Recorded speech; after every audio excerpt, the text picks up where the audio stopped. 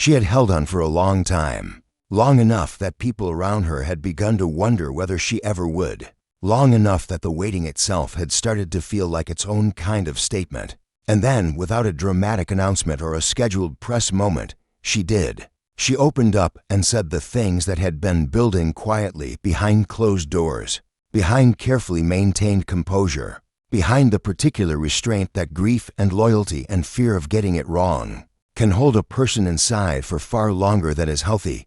Her name is Annie Guthrie, and what she said moved something, not loudly, not in the way formal statements move things, with attorneys standing nearby and every word reviewed 3 times before it reaches the air. It moved things the way real truth tends to, quietly at first, and then suddenly all at once, leaving people around it scrambling to adjust everything they thought they had already figured out. But Annie's words were not the only thing that shifted, because in the unfolding of her decision to speak, in the ripples that her voice sent outward into a conversation that was already complicated, another name surfaced, one that most people know from an entirely different world, a name connected to morning television, to a face that millions of Americans see before they have finished their first cup of coffee. Savannah Guthrie, a shared surname, a connection that, depending entirely on who is doing the asking, carries everything or nothing at all. Except right now, people are asking, and asking loudly. The question underneath all of it, the one that nobody has given a clean answer to yet, is whether the spotlight that has just landed on Savannah Guthrie is something she stepped into herself, or something that was quietly aimed directly at her. There's a kind of courage that doesn't announce itself. It doesn't have the bearing that people associate with the word. It doesn't arrive in a single clarifying moment where everything becomes obvious and the path forward opens up cleanly. It arrives in the middle of an ordinary day, often an unremarkable one, when a person reaches the quiet conclusion that they have exhausted every reason to stay silent and have only one reason left to speak, because not speaking is no longer something they can live inside without losing something essential. Annie Guthrie had been living at the center of a story that most people were following from a considerable distance, a story built around loss and suspicion and questions that had been multiplying without enough answers to balance them, a story about her family, specifically about a missing woman whose disappearance had drawn investigators, drawn coverage, and drawn the kind of grief that plants itself inside a community and refuses to be seasonal. The Nancy Guthrie case had become something people tracked closely, something with weight and history and layers of development that had accumulated over time. Annie had been inside every one of those layers, not watching from the outside the way most people were, living in it, waking up every morning already carrying the knowledge that people on the outside were still in the process of discovering. To understand what her choosing to speak actually means, you have to sit with what staying silent costs in that position. When an investigation is active, when lawyers are involved, when legal proceedings may be approaching, when the words that leave your mouth can theoretically live forever in some future context. Silence is not laziness. It is often the most demanding discipline available. The silence in those situations is not empty. It is full. It is every unsaid thing pressing against the inside of a door you have been quietly asked to keep shut. Annie opened that door. What she said, the particular details she brought forward, and the specific way she chose to say them reportedly shifted something in the way at least some people were reading this case, not because she told investigators something they didn't already know, but because she created a human record. She placed something real and specific and first person into a conversation that had been carrying too much secondhand information for too long. She spoke as someone who had been present, someone who had witnessed things, someone who had held the weight of those things for long enough that putting them down, even partially, had become a necessity. And then something unexpected happened in the wake of her speaking, in the conversation her words generated, in the searching and connecting and cross-referencing that followed. A different name began appearing. Savannah Guthrie, anchor, morning television presence, face attached to trust and credibility, and a platform with enormous reach. And suddenly a case that had been rooted in one specific community was being discussed somewhere much wider, connected, loosely, tentatively, but publicly, to a figure whose name carries a cultural weight of its own. Whether that connection is meaningful or simply the internet doing what it does, reaching for the familiar name, the recognizable face, the known quantity in an otherwise unfamiliar landscape, is something that hasn't been definitively settled. But the questions are there, and the fact that they're being asked, and being asked at increasing volume, is itself part of where this story has traveled. Before any of this reached the public, there was a period of quiet that deserves to be understood on its own terms for Annie. In the months before she decided to speak, life was the kind of complicated that doesn't show clearly on the surface. When someone you love is missing, and when the focus of an active investigation has reportedly settled on someone familiar, someone whose name you had spoken casually at the dinner table, someone woven into the fabric of your family's ordinary life, the everyday stops functioning the way it used to. Every conversation carries a different weight than it did before. Every interaction happens inside a frame that wasn't there previously. Everything feels like something that might matter later, in some context you cannot fully anticipate. Annie was navigating all of that while still being required to function. Because life does not suspend its demands simply because what you are carrying has become more than most people will ever be asked to hold. People close to her describe someone who moved through that period with a careful kind of steadiness, not detached, not shut down, but precise in the way that people learn to be precise when they understand that imprecision has consequences, when they have absorbed, consciously or otherwise, that certain situations require you to be more controlled than your natural self would choose to be. She was watching the story develop from the inside. She was reading the coverage. She was seeing how the public version of events was forming around the private reality she already knew, and that distance between the story being told outside and the truth being lived inside was, according to those who know her, something she felt in a persistent and quietly maddening way. Because the outside version was not wrong in the way that fabrications are wrong. It was incomplete. It was built from what could be gathered from a distance, and for someone standing at the center of it, watching an incomplete version calcify into accepted narrative, is its own particular kind of helplessness. The decision to speak, for people in her position, almost never comes as a single turning point. It accumulates. It builds across days and weeks until the gap between what you know and what is being said has grown wide enough that silence itself begins to feel like a position, like a choice to let the incomplete version stand. And at some point, for Annie, that became unbearable. The silence stopped feeling like restraint and started feeling like something closer to surrender. When she finally spoke, it was not impulsive. It was the product of considerable thought, carried out over considerable time, by someone who understood the cost and decided it was worth paying. When Annie's words entered the conversation, they landed in a case that had already accumulated layers most missing persons cases never develop. There had been the initial disappearance, the reports of a prime suspect, the subsequent emergence, according to investigative accounts, of a possible second identity connected to the man under scrutiny, a development that had reframed everything that came before it and raised questions that were still being examined.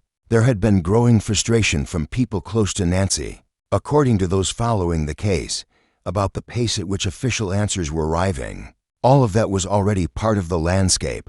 What Annie brought to it was something none of those prior developments could offer, a personal, interior account from someone who had not been watching from the outside. She spoke about what she had actually seen, what she had lived through, what it had been like to be inside a family while an investigation moved through it, reshaping things, demanding things, changing the texture of relationships and ordinary moments in ways that nothing could fully prepare you for. The specific content of what she shared publicly is, in some areas, still being evaluated within the context of an ongoing investigation. No official conclusion has been reached. The matter remains under active scrutiny, but the act itself, the decision to stop privately holding what she knew and to put some version of it into the record, produced a response that traveled further than most people, possibly including Annie herself, had fully anticipated. Because inside the telling, inside the names and relationships and connections she brought into the open, a thread appeared that people pulled, And that thread, followed to a certain point, produced a name that stopped people mid-scroll. Savannah Guthrie, a household name, a face attached to credibility and mourning ritual and the kind of professional trust that takes years to build. And suddenly that name was appearing alongside a story about a missing woman, a grieving family, and an investigation still searching for its resolution. The contrast alone was enough to stop people. The combination of the known and the painful tends to do that, whether the shared surname represents anything substantive, whether there is a real and meaningful connection between Savannah Guthrie and the Guthrie family. At the center of this case is something that has not been officially confirmed or even officially addressed. Questions have been raised. The name has been noted repeatedly by people following the story closely, but its actual significance, if any, to the investigation or to Annie's speaking, remains publicly unresolved. What changed, regardless of the answer, was the size of the conversation. Public attention has its own logic. It moves toward what it already knows. It reaches for the recognizable shape inside an unfamiliar story, the name it can place, the face it has a relationship with, and it orients itself around that point of familiarity before doing anything else. This is not a flaw in people. It is simply how attention navigates complexity. But it means that when a name like Savannah Guthrie enters a story, the story itself expands in ways that are not always proportional to the connection that name actually represents. For a family already in the middle of something this painful, that expansion is a complicated thing to experience. On one side of it, there is the undeniable reality that visibility creates pressure. More people watching means more people asking questions, means more difficulty for those in positions of authority to let things move slowly or quietly without being noticed.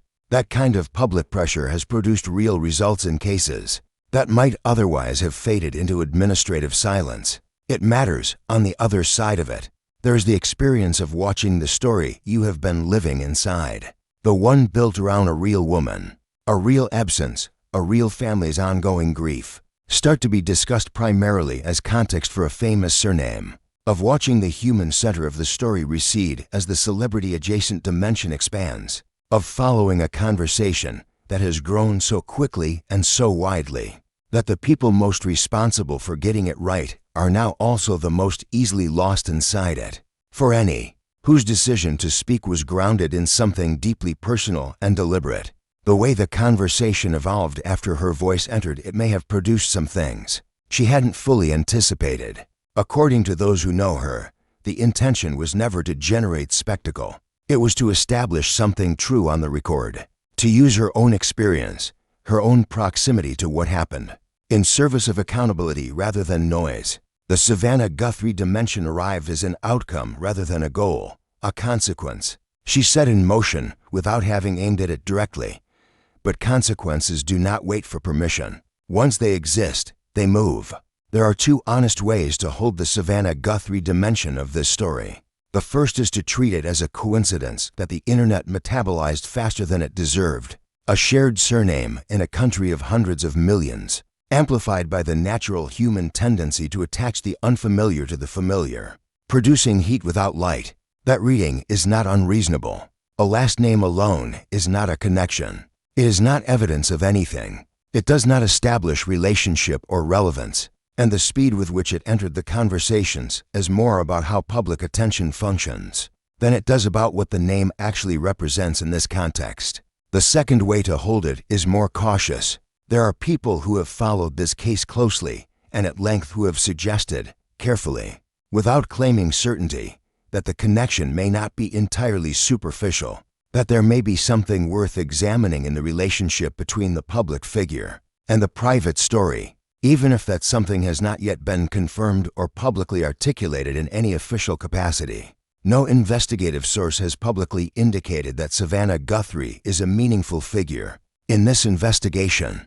No official statement has established any connection. The matter, in that specific dimension, remains unaddressed by the people who would have the standing to address it. But what the question has done, regardless of the answer, is apply a particular kind of pressure, the kind that asks who gets to remain protected from uncomfortable scrutiny by virtue of visibility and position. whether a recognizable name and a powerful public platform function as a kind of insulation that ordinary people would not have access to. Those are not unfair questions in a case that has already generated real concerns about whether status and connection have affected the pace and character of the official response. Annie's speaking created that collision between the private world of a family in grief and the public world where a familiar name carries its own gravitational pull. Whatever comes of it, that collision is real, and it will not unhappen. Cases that travel this far from where they began, that start as one community's private grief and expand outward until they are touching public figures and national conversations and questions about accountability that reach beyond any single disappearance, tend to reach a point where the weight of everything accumulated becomes its own kind of problem. There are too many threads, too many people now inside the story who arrived through a different door than the one Nancy Guthrie's disappearance represents, and who may not have the foundation to understand what they're actually engaging with. That is not a reason to stop telling the story. It is a reason to be careful about how it gets told.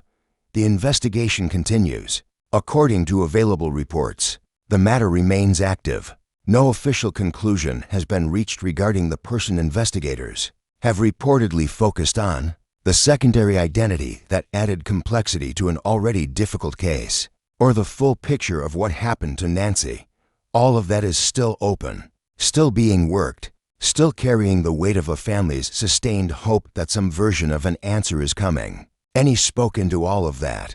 She made a choice at personal cost that put something human and specific into a conversation that needed more of both. Whether her speaking changes the outcome in the ways she is hoping, whether it accelerates what needs to be accelerated, whether it produces the kind of accountability that would let the people who love Nancy begin to move towards something resembling peace, is not yet known. What is known is that she chose not to stay quiet, and that choice, whatever it ultimately produces, was made in love.